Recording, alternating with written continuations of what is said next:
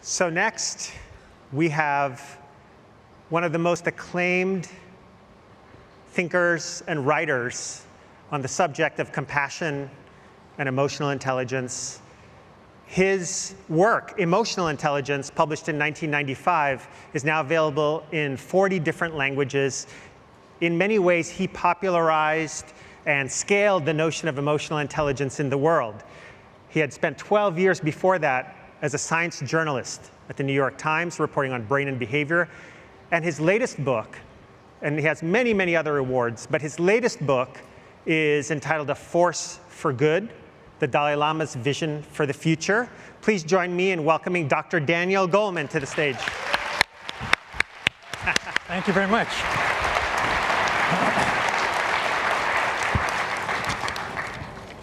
So I visited a school recently in Manhattan, and someone told me that not long before, a 7-year-old girl had come to school very upset. The teacher asked her, "What's wrong?" She said, "I just saw someone who was shot."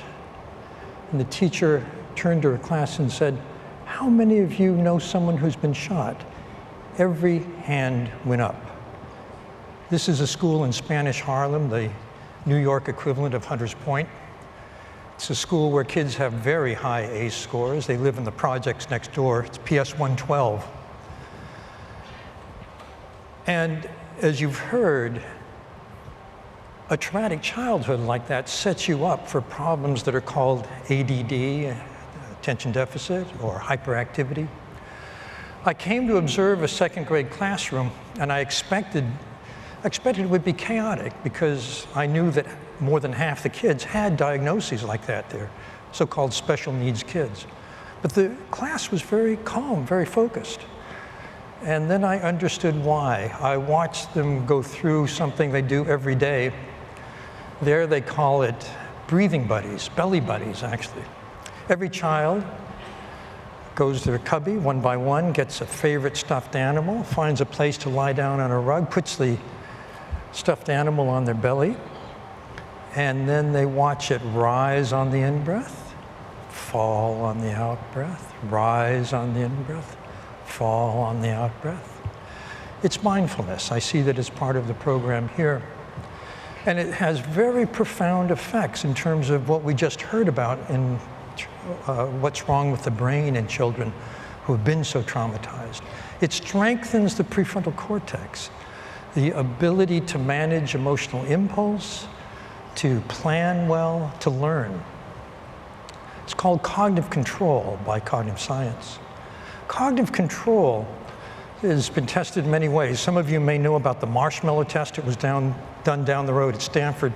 4-year-olds are brought into a room one by one, sat down at a small table, a big juicy marshmallow was put in front of them, and they're told, "You could have this marshmallow now if you want, but if you don't eat it now and you wait till I run an errand, you can have 2 when I come back." And then the experimenter leaves the room, and this poor kid is staring at the marshmallow. It's a predicament that tries the soul of any 4-year-old. I've seen videos, some go up and sniff it and jump back like it was a dangerous object. About a third of the kids grab that marshmallow, gobble it down on the spot. Another third wait the endless, 7 or 8 minutes, they get 2. The payoff comes 14 years later. When these kids are graduating high school, they're tracked down, and it turns out that the kids who grabbed compared to the kids who waited don't get along with their friends, still can't delay gratification in pursuit of their goals. It's a direct test of that. And on the SAT at the time was 1,600 points. They have a 210-point disadvantage. So cognitive control is extremely important for kids. This was demonstrated by a study in New Zealand that found that if you took 1,000 kids, which is what you can do in New Zealand, and follow them from the time they're 4 till the time they're in their 30s, test them rigorously on cognitive control, 4 to 8. In their 30s, it turns out the kids with the most cognitive control have better health, and they're doing better financially.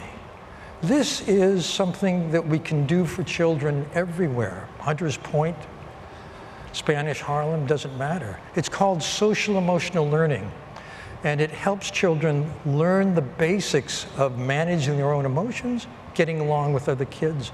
It has huge positive effects, both in terms of handling, minimizing the negativity, the violence, the bullying in schools, and also increasing kids liking school. Academic achievement scores go up by about 11% with this. It's a way of helping kids manifest one kind of compassion. I'd call it self-compassion. You can think of compassion in terms of how we handle ourselves. You can think of it in terms of being kind to others. That's the standard way. Or the kind of compassion that Larry was talking about, which is the big compassion, helping the world at large. But there's a problem when it comes to compassion.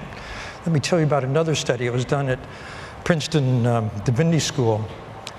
Students there who are studying to be pastors and preachers are given a topic. They're told a topic from the Bible. You're going to be evaluated on this, so you better come up with a good sermon. Half of them are given the parable of the Good Samaritan, the man who stopped to help the stranger by the side of the road, stranger in need. The other half are given random Bible topics. Then one by one they go to another building and to give the sermon and be evaluated. And as they cross from one building to another, they pass a man who is bent over and moaning in pain. The question is, does it matter if you are pondering the parable of the Good Samaritan? You'd like to think so, but it turned out no. Those people were no more likely to help than anyone else. What mattered most was time pressure. And this is the nub of the problem. Our lives are pressured. We're self-focused. We're thinking about our to-do list, the next thing on our assignment. So we so often pass the stranger in need. We don't see the opportunities. Compassion has a spectrum that begins with simply noticing the other person, tuning into them, empathizing, understanding what they need, and then if we can help, helping out, stopping to help the stranger in need by the side of the road. The research on compassion is very telling. This is the neuro research. It shows that people who are most likely to help out, people who, for example, give a kidney to a stranger who needs it as a transplant, activate a part of the brain which simply tunes us in to what's going on in the other person. And if that person is like those pictures that Larry showed, the smallpox victim, it's very distressing. And it turns out that the part of our brain that feels distress and pain activates when we see someone else in distress and pain. The problem is that the way many of us handle that is by tuning out. I have some friends who lead a meditation retreat on the streets of New York, a street retreat, and the people on retreat are, for 5 days, homeless. In fact, to get ready for the retreat, you don't wash for 5 days. You take one set of clothes, you take no money. You live like a homeless person. And they tell me that the biggest shock for people is that when you're homeless, you do not exist. People literally walk by. It's too painful, it's too upsetting. So the first obstacle to compassion is our own innate wanting to feel comfortable. But the people who are compassionate add something else.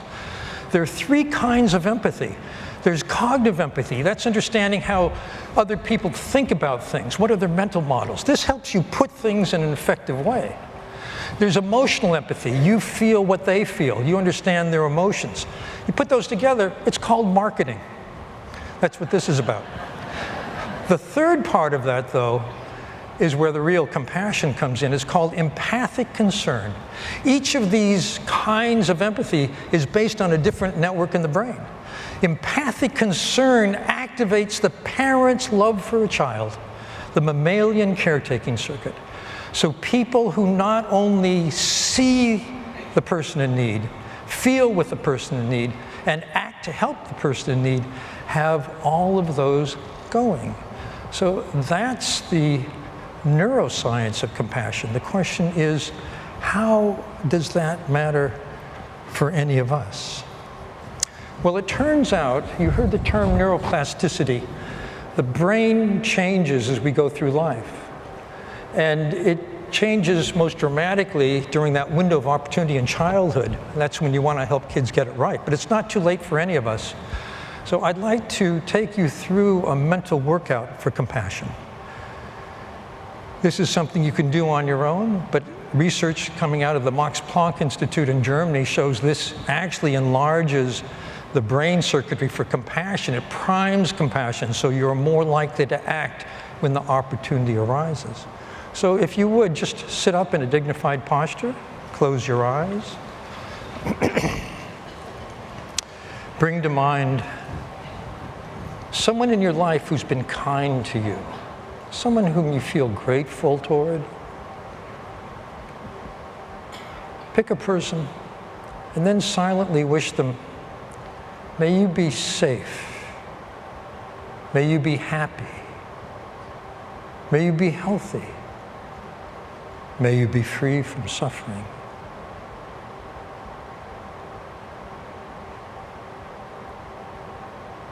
And now think about yourself.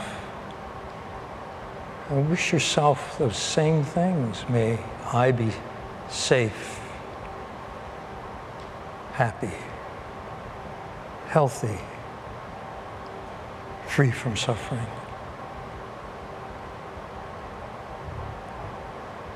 And now the people that you care most about, the circle of people you love.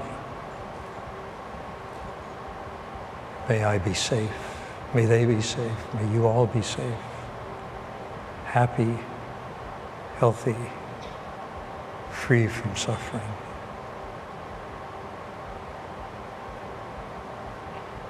And then people that you know, but who are strangers really. People in the vicinity where you live, people here in the Bay Area.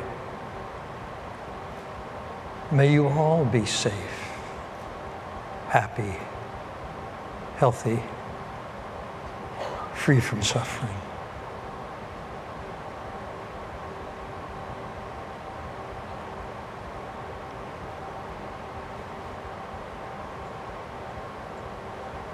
And then those same wishes for everyone, everywhere.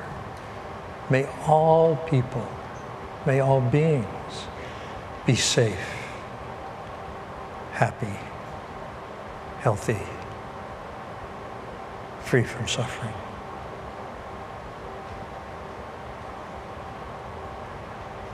And then open your eyes. That's the short form, the preview really, of a practice that you can do daily, or if you're a meditator, you can do at the end of your meditation session. But it turns out it is an active ingredient in enhancing our ability, our own capacity for compassion. And that capacity, trickiest part of that capacity comes with the leap from the people we love to the people we don't know, to the people everywhere. That is the big challenge. Larry told us about a group of people who acted from that final kind of compassion. Let me tell you a story about Larry. I'm reading his wonderful book, Sometimes Brilliant. It opens with the fact that smallpox was really on the decline all over India, but all of a sudden, cases started popping up all over and nobody knew why. And then with some epidemiological detective work, they're traced back to one city, a place called Tatanagar. It's the Pittsburgh of India. It's a place where there's steel factories and coal mines. People from all over India would come there looking for work, be exposed to smallpox, maybe not get a job, go back home bringing it with them. So Larry and a team go on an emergency basis to Tatanagar. They go to the train station, which is the epicenter, and they pull up in a UN Jeep, and a crowd gathers around them, and a woman comes carrying a child as Larry gets out and says to Larry, please help my child. The child, as you saw in those pictures, is covered with smallpox sores. And then Larry sees the child is dead. There's nothing he can do. So this is a company town. Larry goes to the chief medical officer of the company, says, you know that you have a smallpox epidemic here and it's infecting all of India. And the doctor says, I know, but he's helpless. He says, nobody seems to care. So Larry says, who runs this place? Who's the big boss here? It's a Mr. Modi. Well, where does Mr. Modi right now? Well, it's getting a little late. He's probably home. Where's home? Nobody will tell him. So he goes to the one part of town that has the best houses. He figures he must live there. Knocks on every door. Finally, someone tells him, oh, the Modis, they live over there. He goes to the Modi house, knocks on the door. A servant tells him, come back tomorrow. Larry says, no. He barges in. A very large mastiff takes his wrist in its jaw. He freezes. He sees in the next room, it must be Mr. Modi. He's having dinner. Modi says, hey, who are you? What are you doing here? And Larry explains, I'm here because you're spreading smallpox to all of India. And Modi says, I did not know. He says, I'm going to tell my boss. So he calls Mr. Tata, the head of it all, Tata Industries in Bombay. Tata says the same thing, I didn't know. Then Tata says, I want a plan. He's a businessman. He knows how to get things done. And before you know it, the UN group there has a $500,000 grant from the Tata Industries. That would be many millions today and here. They have thousands of volunteers from the Tata organization who are helping with monitoring the victims, identifying new cases, quarantining people, bringing the people in quarantine food so they don't have to go out and reinfect other people. They get 50 jeeps. Within a year or two, actually it worked. You saw the last case of smallpox. But there's something else going on here. This sounds familiar. This is a precursor of what Salesforce calls 1-1-1. 1% of profit, 1% of people, 1% of product for good. This is what any company can do. Sometimes it's called corporate social responsibility. But the point is that you do good as well as doing well, as well as making a profit. The model I like the most is called Greyston Bakery. I don't know if you've ever eaten Ben & Jerry's chocolate fudge brownie, one of the most popular flavors. You probably don't know that the brownies in Ben & Jerry's chocolate fudge brownie is made in the Bronx at the Greyston Bakery. The Greyston Bakery was founded in one of the poorest neighborhoods in New York to give jobs to people who couldn't get them. Homeless parents, single parents, felons out of jail, people no one else would bother with, no one would give a job to. So the Greyston Bakery's motto is really telling. It's, we don't bake brownies. We don't hire people to bake brownies. We bake brownies to hire people. That flips it around. That's the way to think about it. What can we do as a group, as an organization? I happen to believe that companies are an enormous potential force for good. It can be much more efficient than any government. And then there's a question of what can each of us do? Well, think about what you're good at. Think about what you love doing. Think about what's meaningful for you. What's your sense of purpose? If you can align your excellence, your engagement, and your ethics, you have what's called good work. It's something that you can do and love doing that will help people as you do it. Then there's the personal level. I have a neighbor who, like Nadine, has adopted kids. They have 3 adopted kids from a third world country. Their dog is a rescue.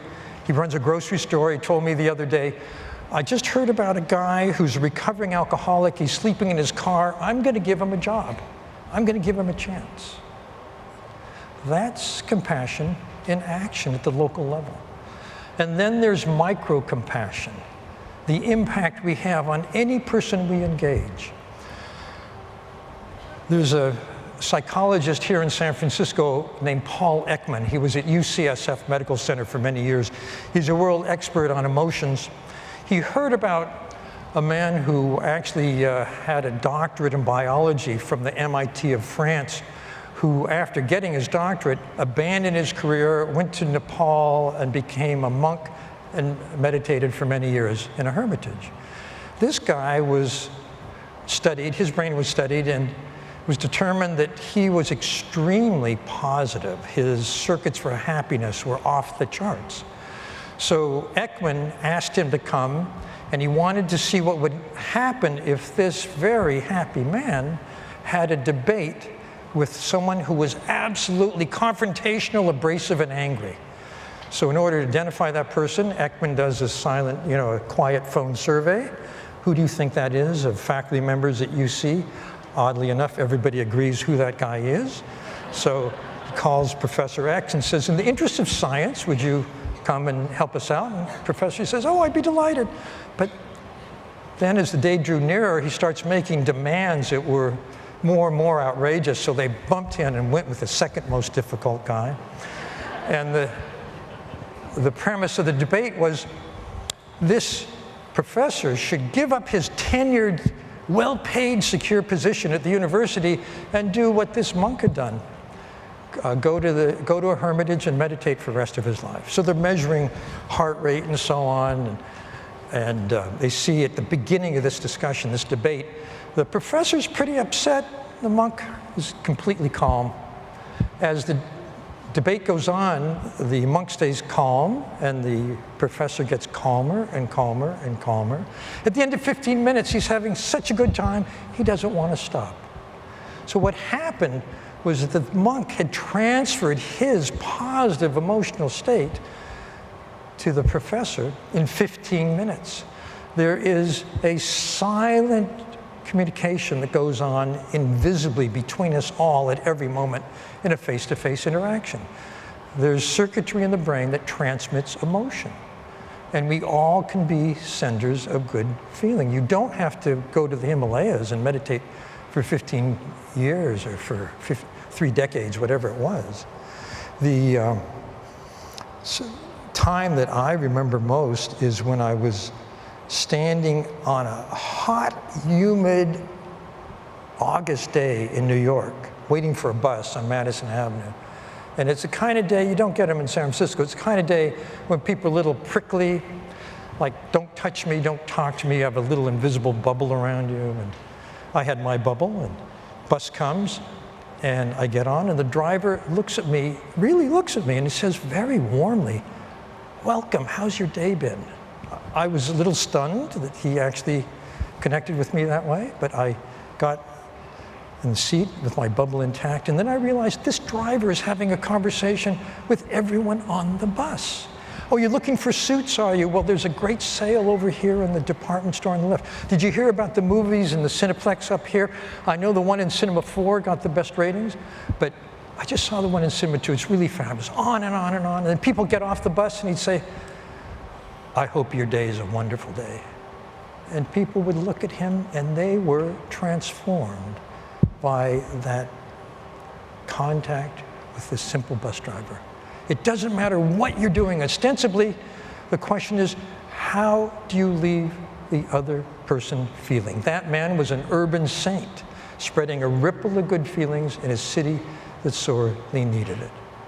So let me leave you with a thought from the Dalai Lama. I heard him propose this at a conference at MIT on systems. He said, whenever you face a decision that has real consequences, ask 3 questions. Who does it benefit? Is it just me or a group? Is it just my group or everyone? And is it only for now or for the future? Thank you very much.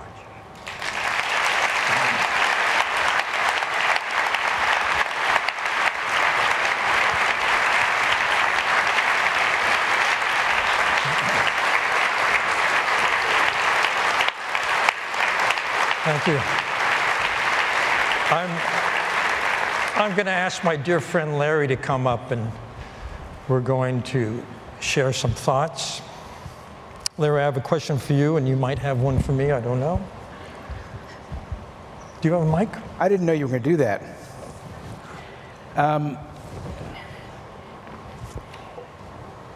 I was going to start on a slightly different tact. Danny's a very good friend of His Holiness the Dalai Lama. They've done conferences together. His new book, A Force for Good, was sort of a celebration of the Dalai Lama's 80th birthday. And I heard the Dalai Lama's speech in Central Park in New York. And he devoted a lot of that speech to compassion. And he does two kinds of talks, religious talks and secular talks. And over the years, he's been doing a lot more secular talks than religious talks. And in this one, he was trying to bridge the gap. And he started off by saying, you know, in Buddhism, we aspire to compassion, and we have a word which is not well translated, bodhicitta. And many people who look at Buddhists, they say they are aloof. They aren't compassionate. They are just watching everything go by. And they translate the word bodhicitta as being dispassionate. And he says we have many people who translate the word bodhicitta in a favorable way if they're feeling favorable towards Buddhists. And they translate it as compassion. He says, but I prefer a different translation. I think we should call this feeling that we have passion. Because we should be passionate about doing things for others. It isn't an obligation, it is an opportunity. And so I thought I would lead off by asking you to talk about how you think your friend the Dalai Lama would revisit that question of compassion, dispassion, or passion. Exactly. I was very surprised. First of all, A Force for Good is not a Buddhist book. It's for everybody. And it's about compassion. And I was shocked because I actually thought that by compassion he meant just having the attitude of wanting to help people.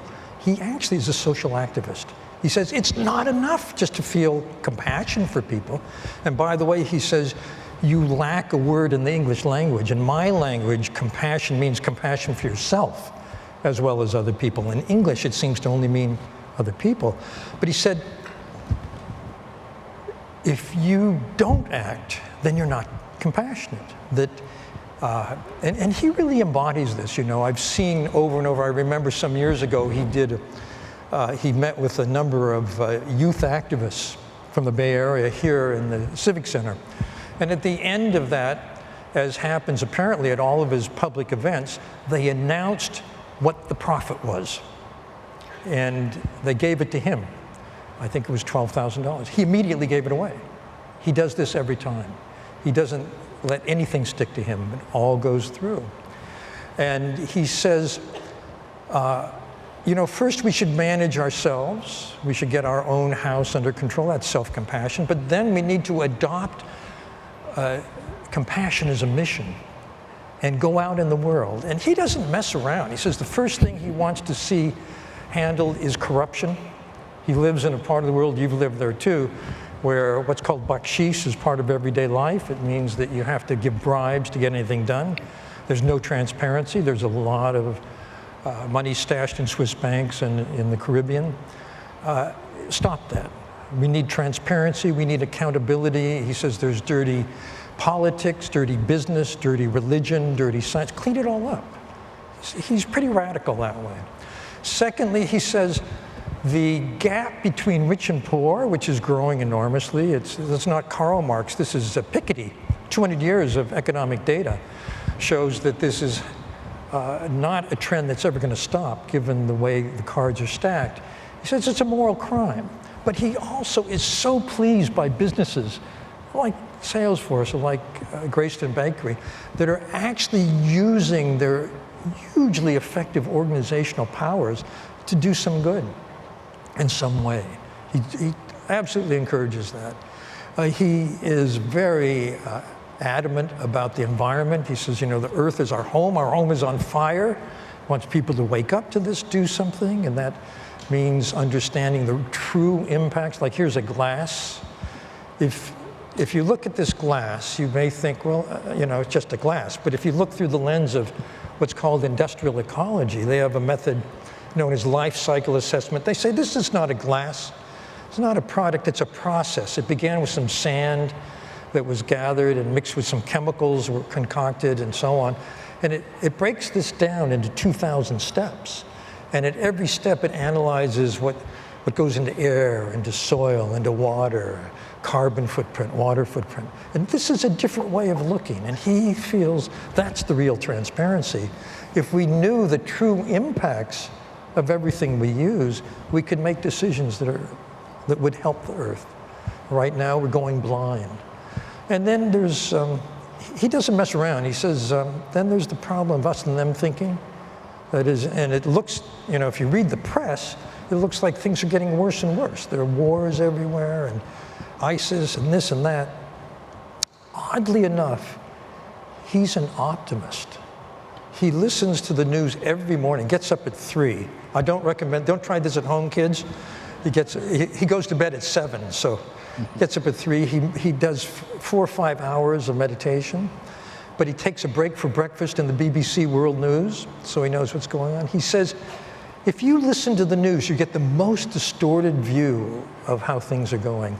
And as a reformed journalist, I have to say it's true, because it's got to be surprising, maybe a little disturbing, in order to make the front page.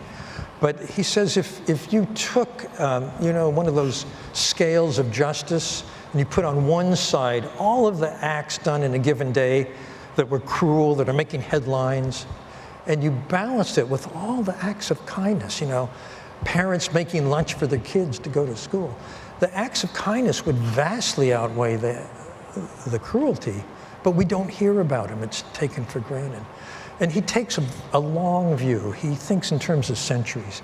He says, this is a long game, and even though it's a long game, it's important that each of us find a way to act now, wherever our point of leverage is, because the sum total of that, the aggregate force, that's the force for good. Each of us is in that force for good, and that will change things for the better in the long run.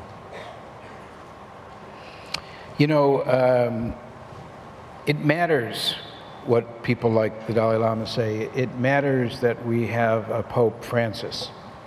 It matters that we have people who are in positions in the spiritual world who care about the rest of the world.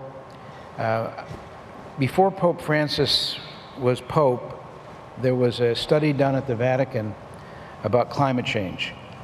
There is a Pontifical Academy of Sciences. Now, you may not have known that. I did not know that there was a Pontifical Academy of Sciences.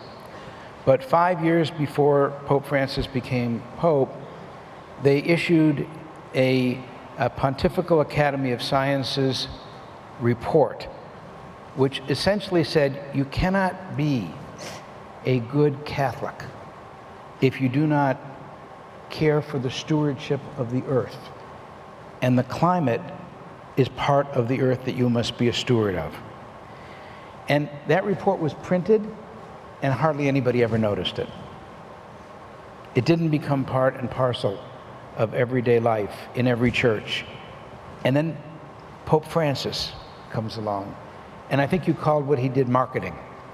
He took that report, he took all of the teachings of the Catholic faith, and he made it an imperative that everyone look at the earth and the fullness thereof as the responsibility of their community.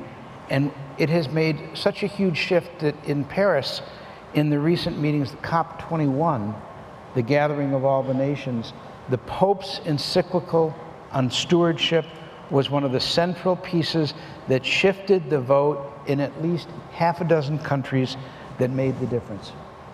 So it matters. It matters what the Dalai Lama says. It matters what the Pope says. It matters what each one of us say. But here's a big problem. It has to do with the model of the brain that we heard about.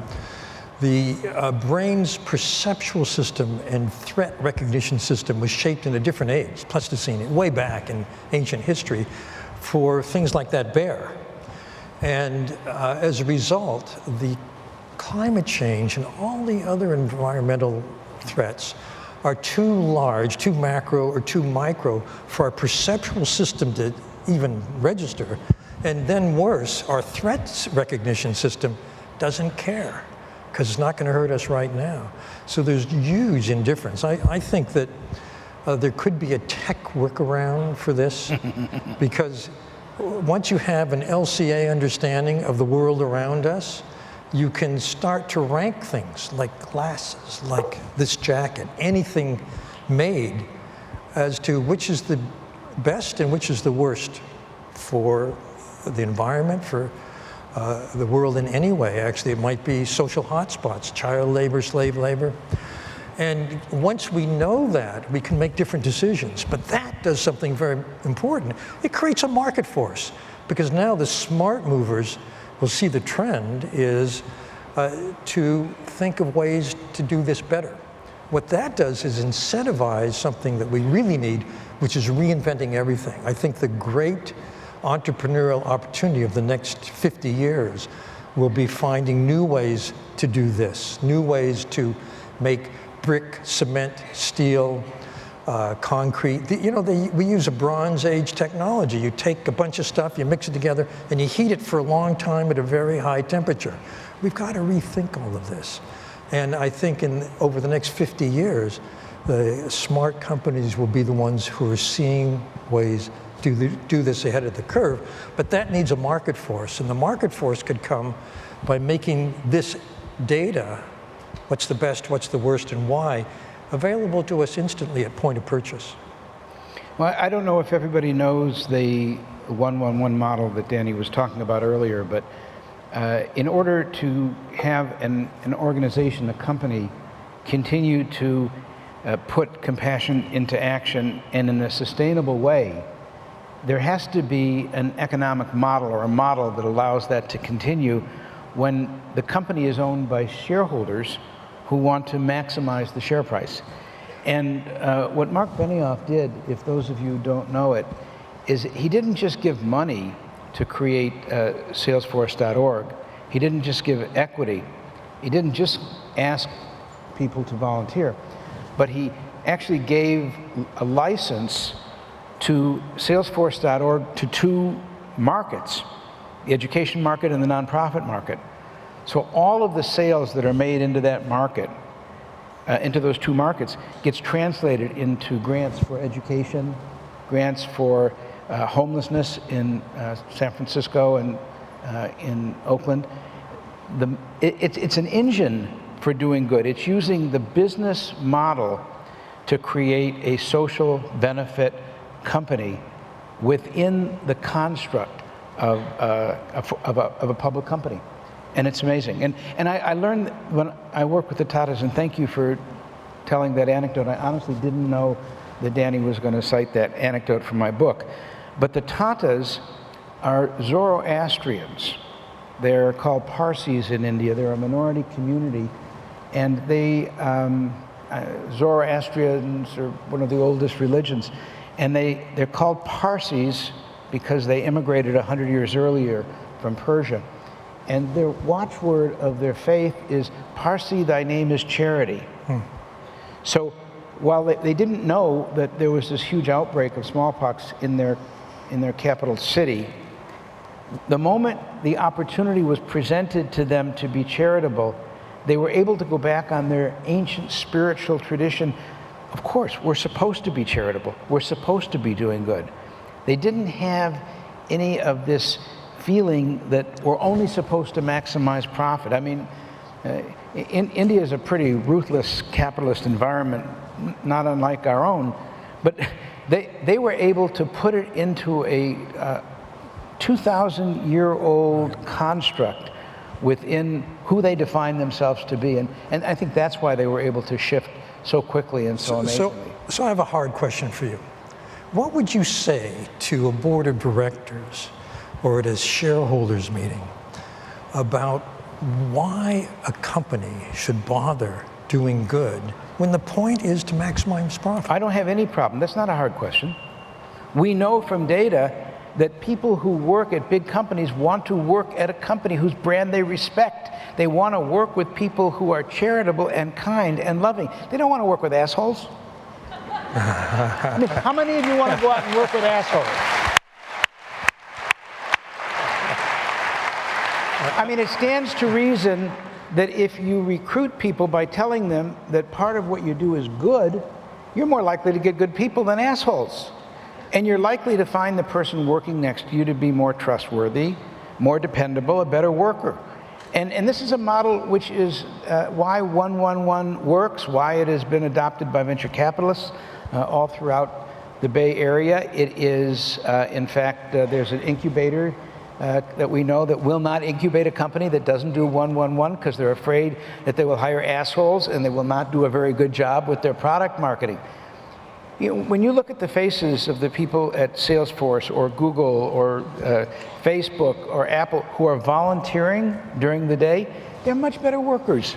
They're much more better colleagues. And the work that they do is more sustainable. I actually don't think it is selfless service to do what Salesforce does. I think it is very selfish. I think it's extremely selfish, and that's something that shareholders should be able to identify with. Larry, on that note, thank you very much. Thanks for joining me. Thank you.